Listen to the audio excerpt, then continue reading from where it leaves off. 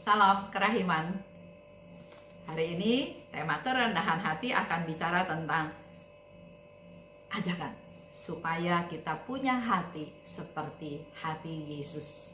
Ada di 1701. Suster Faustina katakan, hari ini aku minta kepada Tuhan agar Ia berkenan mengajar aku tentang kehidupan batin. Sebab dari diriku sendiri, aku tidak dapat baik memahami maupun menyelami suatu pun dengan sempurna. Ini bukti lagi dari Suster Faustina tentang kerendahan hatinya. Dia minta Tuhan mengajar tentang kehidupan batin. Karena dia katakan dari dirinya sendiri, dia nggak bisa memahami, juga nggak bisa menyelami suatu pun dengan sempurna. Dan Tuhan menjawab, aku adalah gurumu, sekarang dan kelak. Berusahalah membuat hatimu menjadi seperti hatiku, yang lemah lembut dan rendah hati. Tuhan Yesus mengajar Suster Faustina, otomatis mengajar kita semua juga. Berusahalah. Jadi bukan mudah saja ya, tapi harus dengan suatu usaha. Sehingga dikatakan berusahalah. Yesus katakan berusahalah membuat hatimu menjadi seperti hatiku. Kita harus berusaha punya hati yang seperti hatinya Tuhan. Hati yang berbelas kasih, hati yang pemurah, hati yang pengampun, hati yang peduli. Kita perlu belajar, ya, belajar kepada hati Yesus, menjadi hati kita seperti hatinya Yesus yang lemah lembut dan rendah hati. Selanjutnya Yesus memberi nasihat. Jangan pernah menuntut hakmu. Kita dalam kehidupan di dunia ini, kita sering kan, itu hak saya. Saya menuntut hak saya. Saya ingat satu cerita ya, dulu saya pernah ikut kursus training for trainer. Setelah melakukan satu kursus, selesai, dan ternyata saya dinyatakan nggak lulus. Saya nggak terima, karena guru yang menguji saya mengacungkan 2 jempol untuk saya. Nah, kalau 2 jempol untuk saya dan saya dinyatakan nggak lulus, ya saya tanya, nggak lulusnya di mana? Itu Esther zaman dulu ya. Tapi ini yang saya mau ceritakan. Jadi saya cari ketua kepala sekolahnya, saya bilang, saya nggak lulusnya di mana? Dia bilang, dosen penguji bilang kamu nggak lulus. Nggak mungkin, dia kasih saya 2 jempol. Memang saya waktu itu pilih materi yang susah ya, dari guru yang susah. Kemudian dia katakan lagi, kamu sering bolos. Saya bilang, saya nggak pernah bolos. Kalau saya kadang-kadang terlambat datang, iya. Karena waktu itu saya pindah dari perusahaan satu ke perusahaan lain. Jadi karena di perusahaan baru ya otomatis kerjanya harus lebih untuk menunjukkan performance ya. Sehingga kadang-kadang saya datang terlambat, tapi saya tidak pernah tidak masuk. Terus mereka ya banyak alasan ya, banyak alasan. Akhirnya saya bilang begini, Bapak adakan kursus kan? Oke, saya bayar kursus kan? Iya. Karena saya bayar kursus sama seperti saya sekolah. Saya bayar uang sekolah, saya berhak minta hasil rapot saya selama saya kursus. Nggak dikasih, nggak boleh. Itu menjadi haknya pengajar, haknya sekolah tersebut. Saya bilang nggak bisa, hak saya. Nah ini kita mulai bicara. Saya punya kewajiban membayar uang sekolah, uang kursus. Tapi saya punya hak untuk mendapat nilai dari selama saya ikut kursus. Walaupun saya nggak lulus, walaupun mungkin angka saya 3, nggak apa-apa. Saya punya hak. Nah itu udah bicara hak ya. Jadi waktu saya baca ini, saya ingat lagi cerita yang lalu. Waduh, Esther zaman dulu itu begitu mengerikan dalam tanda kutip ya. Tidak ada kerendahan hati. Karena saya merasa saya dirugikan. Karena saya merasa saya benar.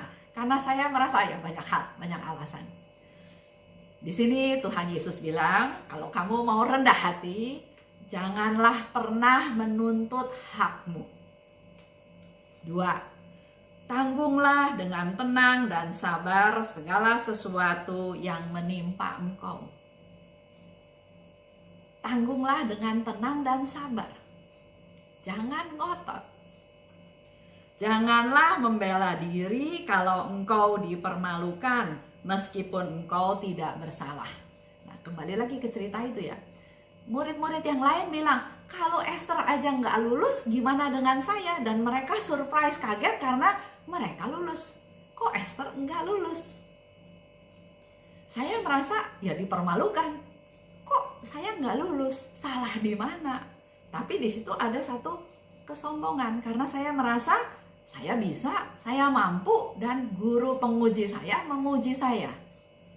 Di sini Tuhan bilang, jangan membela diri. Biarlah orang-orang merasa menang. Jangan berhenti berbuat baik. Kalau engkau melihat bahwa kebaikanmu disalahgunakan. Ini yang harus kita belajar. Kita sering ya berbuat baik, ditanggapi dengan tidak baik, berbuat baik lagi, ditanggapi dengan tidak baik. Sudahlah. Tapi Yesus katakan kalau mau rendah hati, jangan berhenti berbuat baik kalau engkau melihat bahwa kebaikanmu disalahgunakan. Aku sendiri akan berbicara bagimu kalau memang diperlukan. Tuhan yang akan bela kita kalau memang diperlukan. Jadi jangan kita yang membela diri kita sendiri. Kalau kita mau rendah hati, ingat tadi pesan-pesan yang Yesus sampaikan kepada Suster Faustina. Tapi di sini dikatakan oleh Tuhan, aku sendiri akan berbicara bagimu kalau memang diperlukan. Berserah pada Tuhan, bukan pada maunya sendiri, kemauan sendiri, apalagi bicara hak saya. Bersyukurlah atas rahmatku yang paling kecil sekalipun. Sebab sikap syukurmu mendesak aku untuk memberikan rahmat baru kepadamu. Ini penting ya, saya ulang. Bersyukurlah atas rahmatku yang paling kecil sekalipun. Jadi dapat rahmat apa saja dari Tuhan walaupun kecil, bersyukurlah. Sebab setiap syukurmu mendesak aku, kata Tuhan, untuk memberikan rahmat baru kepadamu. Kalau balik lagi ke cerita tadi ya pada waktu itu mungkin 10, 15 tahun yang lalu, mana bisa bersyukur ya. Tapi ternyata memang Tuhan mengizinkan, sekali lagi dikatakan Tuhan mengizinkan saya mengalami hal tersebut. Dengan saya tidak lulus, saya diinjak-injak dalam tanda kutip seperti cerita kemarin. Tapi ini menjadi satu motivasi saya untuk menunjukkan bahwa saya sesuatu. Bukan menjadi marah, tapi menjadi sesuatu yang memotivasi saya. Seperti Suster Faustina katakan, ini suatu penyegaran. Saya jadi termotivasi untuk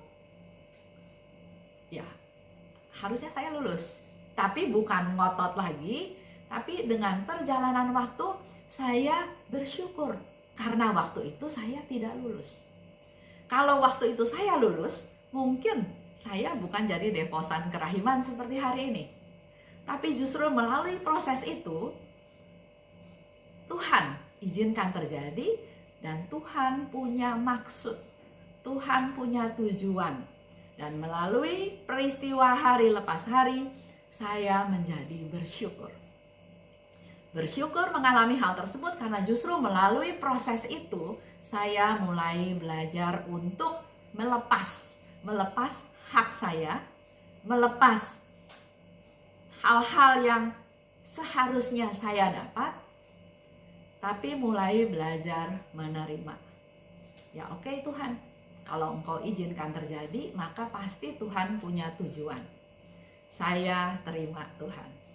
Saya berusaha menerima dan itu proses.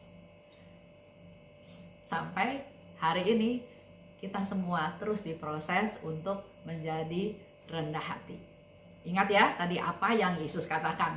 Silahkan teman-teman baca lagi 1701, di mana di situ banyak sekali pesan-pesan yang Yesus katakan. Terima kasih. Salam kerahiman.